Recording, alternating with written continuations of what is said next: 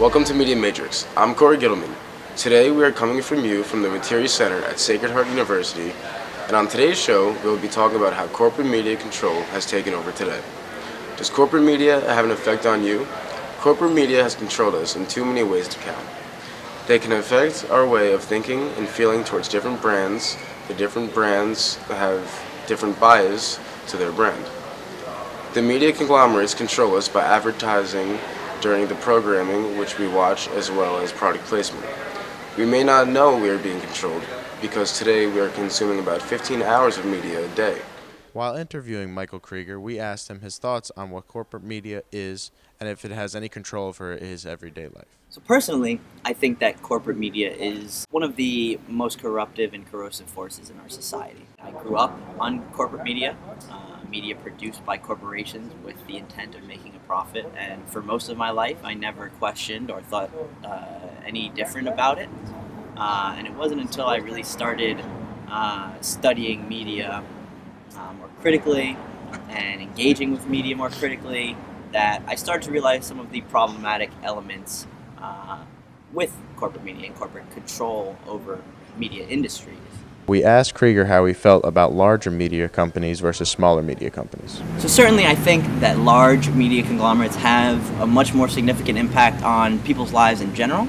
Their tentacles kind of reach into all different aspects of society. So these large media conglomerates don't only exert significant influence over my media experience, but also my experience in general, because most media conglomerates, as we know, own all sorts of other properties. It's not just media. Krieger had this to say about corporate media's manipulative practices and uses of agenda setting in their networks. Now let's take advertising, for example. Advertising is a media industry dedicated completely to manipulating people for good or for bad. But that's not to say that it's all negative. Manipulation in our society has a negative connotation for good reason, but it takes away from the fact that we're constantly being manipulated by one force or another. Corporate media, I think, is just one more force in that kind of chain of manipulation. His thoughts on what he thought was more concerning, the agenda setting of the program or the agenda setting of the commercials on the network. Personally, I'm more concerned with agenda setting on television news specifically.